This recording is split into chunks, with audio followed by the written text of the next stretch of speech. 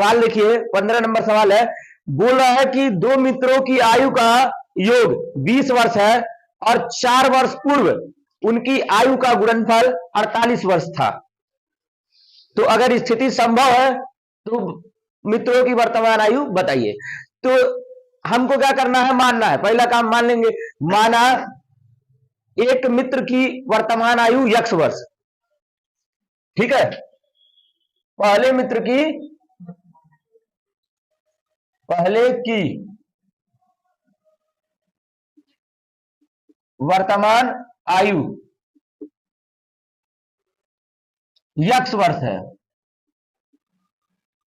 ठीक है। तब दूसरे की क्या हो जाएगी, हाँ, दूसरे की वर्तमान आयु 20 माइनस x वर्ष। भाई दोनों को जोड़ के 20 हो रहा है, तो एक का पता है, तो टोटल में से आप पहले वाले जिसका पता है उसको घटा दीजिए, दूसरे का मिल जाएगा। तो हो गया ये। अब 4 वर्ष पूर्व पहले की आयु 4, ठीक है, डायरेक्ट हम करते हैं, ठीक। 4 वर्ष पूर्व दोनों का गुणनफल 48 था, तो 4 साल पहले इनका हो जाएगा x माइनस 4 वर्ष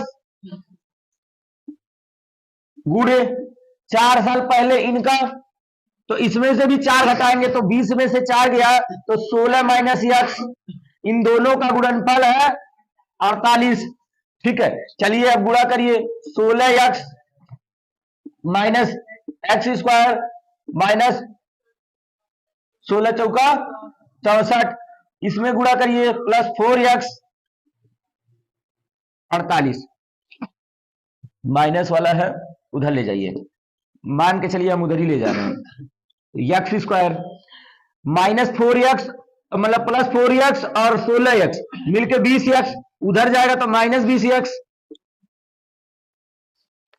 अब ये 64 उधर जाएगा तो प्लस में हो जाएगा 48 और 64, 48 और 64, ठीक है भाई। अरे 4 हटा दो, 8 हटा दो, 60 बचेगा, 40 बचेगा, 100 हो जाएगा, 8 4 12, 112, काम खत्म, ठीक है भाई। इसी टाइप को ब्रेक करके जब काम करेंगे तो हो जाएगा। अब देखिए, जोड़ने पर 20, गुणा करने पर 112, गुणनखंड आपका बन गया, ठीक है। चलिए गुणनखंड कर लीजिए,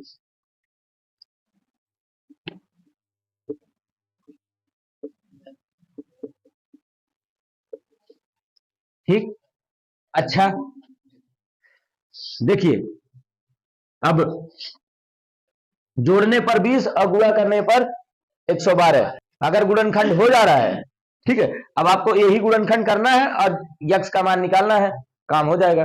अगर गुणनखंड नहीं होता है तो स्थिति संभव नहीं है।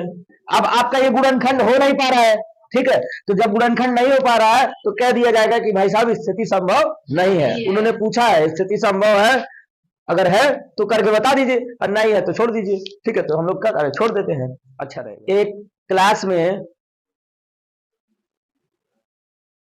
शेफाली नाम की लड़की है, ठीक। आप ही लोगों के जैसा क्लास था, ठीक है, मैथ और साइंस का। तो उसमें शेफाली को मैथ और विज्ञान, मतलब गणित और विज्ञान, ठीक है, गणित और विज्ञान दोनों का जो नंबर मिला था उसका अंकों का योग था 30, ठीक है। और बोला जा रहा है कि यदि 2 नंबर गणित में उसको अधिक मिलता और 3 नंबर विज्ञान में कम मिलता तो उसका गुणनफल होता 210। तो बताइए कि उसको कितना कितना नंबर प्राप्त हुआ, गणित और विज्ञान में कितना नंबर प्राप्त हुआ। तो हम लोग पहला काम करेंगे, मान लेंगे, माना शेफाली, माना शेफाली के गणित के अंक, गणित के अंक यक्स, गणित में प्राप्त अंक यक्स, तब विज्ञान वाला कितना हो जाएगा? 30 माइनस यक्स, क्योंकि दोनों जोड़ के उसको 30 नंबर मिल रहा है, तो एक अगर यक्स है तो दूसरा क्या हो जाएगा? तब विज्ञान के अंक, विज्ञान के अंक 30 माइनस यक्स। ठीक, अब प्रश्नानुसार प्रश्न क्या कह रहा है? प्रश्न बोल रहा है कि गणित में 2 अधिक और विज्ञान में 3 कम, तो गणित में 2 अधिक कर दिया जाए यानी x प्लस 2, और विज्ञान में 3 कम यानी 30 माइनस यक्स माइनस 3, और दोनों का गुणनफल बराबर 210 है ना भाई।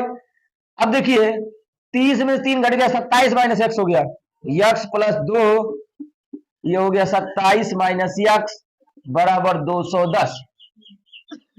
इसमें गुणा होगा तो हो जाएगा आपका 27 यक्स, इसमें गुणा होगा माइनस एक्स स्क्वायर, इसमें गुणा होगा 54, इसमें गुणा होगा 2x बराबर 210। ठीक, अब इसको उधर ले जाएंगे, एक्स स्क्वायर 27 एक्स में से 2x गया तो बच गया 25 एक्स, और उधर जाएगा तो माइनस 25 एक्स।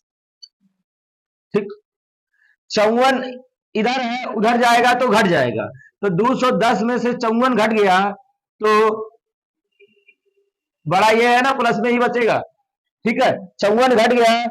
ठीक है भाई, हम 54 ना घटा के 50 घटा देते हैं तो 160 बच गया।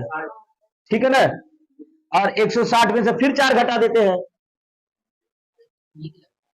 बराबर 0। ठीक है, अब गुणनखंड कर लीजिए कि जोड़ने पर 25 गुणा करने पर 156। ठीक है, 16 नवा 144 होता है ना, मजा नहीं आया। अब फिर लगाइए, व्यवस्था लगाइए, गुणनखंड कर लीजिएगा, काम आपका हो जाएगा। ठीक है ना भाई, ध्यान दीजिए, एक समकोण त्रिभुज की ऊंचाई उसके आधार से 7 सेंटीमीटर कम है और कर्ण 13 सेंटीमीटर है, तो अन्य 2 भुजाएं ज्ञात कीजिए। समकोण त्रिभुज आपका कुछ इसी प्रकार से होता है। ठीक है, ये वाला आपका आधार होता है, ऊंचाई आधार से 7 कम है, यानी डिपेंड है, जो आपका ऊंचाई है वो डिपेंड है आधार पर। तो हम लोग मान लेंगे, माना आधार x मीटर है, आधार x मीटर है, तो ऊंचाई, तब ऊंचाई 7 कम है यानी x माइनस 7। अब ये हो जाएगा आपका x माइनस 7। कर्ण आपको 13 दिया है। ठीक है, कर्ण 13 दिया है।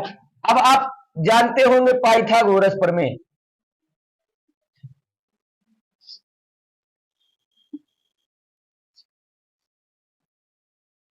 प्रमेय से, पाइथागोरस प्रमेय से, पाइथागोरस प्रमेय में आपका पता होगा कि कर्ण का वर्ग बराबर होता है लंब का वर्ग प्लस आधार का वर्ग बराबर कर्ण का वर्ग, है ना भाई। लंब आपको दिख रहा है x minus 7 whole square, plus आधार दिख रहा है x स्क्वायर, कर्ण दिख रहा है 13 का स्क्वायर 169। ठीक है, होल स्क्वायर खोल दीजिए, x square plus 49 minus 14x, ठीक है, प्लस एक्स स्क्वायर बराबर 169। ठीक है, अब देखिए x square 2x square 14x। अब ये भाई साहब इधर आएंगे। ठीक है, 159 में से 49 घट जाएगा, माइनस 120 बराबर 0। ठीक है, आपको दूर से कटने लायक दिख रहा होगा, तो x square minus 7x minus बराबर 0। ठीक है, अब गुणनखंड बन गया, घटाने पर 7 गुणा करने पर 60। ठीक है, घटाने पर 7, गुणा करने पर 60। 12 में से 5 जाएगा, 7 बचेगा, और 12 पचे 60। ठीक है, आपका काम हो जाएगा। खेत की बात हो रही है, ठीक है। अभी खेत की बात हो रही है। आयताकार खेत है, ठीक है, उसका विकर्ण छोटी भुजा से 7 मीटर अधिक है, 60 मीटर अधिक है, 60 मीटर अधिक है, और बड़ी भुजा छोटी भुजा से 30 मीटर अधिक है। तो खेत की भुजाएं ज्ञात कीजिए। चलिए भाई, बात खेत का किया जा रहा है। खेत दिख रहा है आपको?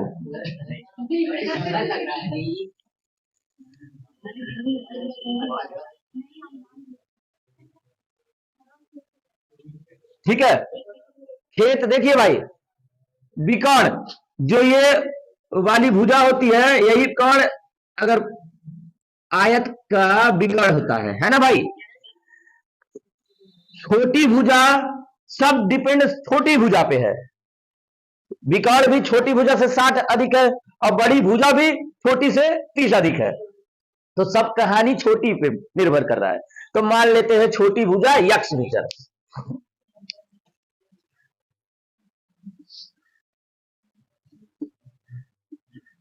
छोटी भुजा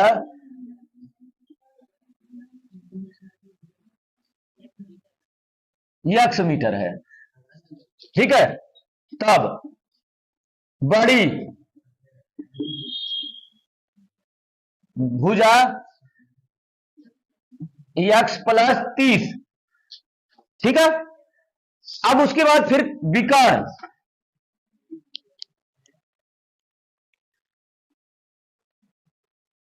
विकर्ण क्या हो जाएगा?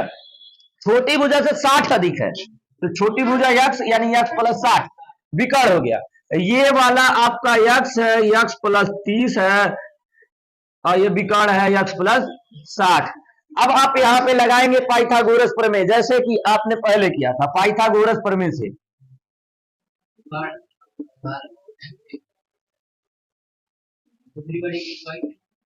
प्रमेय से पाइथागोरस प्रमेय, कर्ण का लंब का स्क्वायर, ठीक है, लंब का स्क्वायर प्लस आधार का स्क्वायर बराबर कर्ण का स्क्वायर, ठीक है। लंब आपका है x स्क्वायर, आधार है x प्लस 30 का होल स्क्वायर, और कर्ण है x प्लस 60 का होल स्क्वायर। अब खोल दीजिए, x square plus 900 plus 60x बराबर x square plus 3600 plus 120x, ठीक है। एक्स स्क्वायर 2x स्क्वायर वो इधर आएगा, घट जाएगा, नहीं तो इसे काट दीजिए, खत्म बवाल। एक्स स्क्वायर उधर से 120 को इधर बुलाएंगे तो माइनस 60x हो जाएगा इसके साथ मिलके, ठीक है। 3600 इधर आएगा तो माइनस 2700 हो जाएगा, इसको घटा के बराबर 0, ठीक है ना। घटाने पर 60 और गुणा करने पर 2700, तो 90 माइनस 30, ठीक है। मामला क्लियर है, ठीक। देखिए, एक कुटीर उद्योग है, ठीक है, जो कि बर्तन बनाने का काम करता है, ठीक है। किसी एक विशेष दिन का उनका कहानी है कि विशेष दिन में उनका काम क्या हो रहा है, बोला जा रहा है कि प्रत्येक नग की निर्माण लागत उस दिन के निर्माण किए गए बर्तनों की संख्या के दुगुने से 3 अधिक है। प्रत्येक की निर्माण लागत, ठीक है, उस दिन के निर्माण किए गए बर्तनों की जो संख्या है उसके दुगुना से 3 अधिक है। प्रत्येक का लागत, हर एक बर्तन का जो लागत मूल्य है वो क्या है, उस दिन जितना बर्तन का निर्माण हुआ है उस संख्या का दुगुने से 3 अधिक है, ठीक है। यदि उस दिन कुल निर्माण लागत यानी जितने बर्तन बने होंगे कुल निर्माण लागत 90 रुपया है, तो निर्मित बर्तनों की संख्या और प्रत्येक नग की लागत बताना है। तो प्रत्येक नग की लागत कितना होगा? उस दिन संख्या के दुगुने से 3 अधिक। तो डिपेंड किस पे है? संख्या पर, बर्तनों की संख्या पर। ठीक है, प्रत्येक नग की लागत उस दिन निर्माण किए बर्तनों की संख्या के दुगुने से 3 अधिक है, ऐसे बोला है ना। तो पूरा फुल डिपेंड किस पे दिख रहा है? संख्या पर। तो संख्या हम लोग मान लेंगे यक्स। उस दिन बर्तनों की संख्या, बर्तनों की संख्या यक्स है। शादी करा रहे, दुल्हन गायब है ना, यक्स भूल गए थे, मेन उसी से है। ठीक है, बर्तनों की संख्या यक्स है। तो प्रत्येक नग की लागत क्या होगी? प्रत्येक नग की लागत प्रत्येक नग की लागत बोला है ना, बर्तनों की संख्या के दुगुने से 3 अधिक। तो संख्या का दुगुना 2x और 3 अधिक यानी 3 जोड़ा जाएगा, है ना भाई। ठीक, अब बताइए, अब कुल लागत दिया हुआ है, कुल लागत 90 रुपया, कुल लागत 90 रुपया। तो कुल लागत पता कैसे चलेगा? एक बर्तन का लागत इतना है, कुल बर्तन इतना है, तो दोनों का गुणा करेंगे, बराबर 90 होगा कि नहीं होगा? ठीक है, तो कुल लागत यक्स गुणे 2x प्लस 3 बराबर 90। ठीक है, गुणा करिए 2x स्क्वायर प्लस 3x बराबर 90। ठीक है, तो 2x square plus 3x minus 90 बराबर 0। अब 2 से गुणा होगा 180, घटाने पर 3 और गुणा करने पर 180। ठीक है, घटाने पर 3 और गुणा करने पर 180। देखो गुणनखंड करना है, ठीक है ना, गुणा करेंगे तो 180।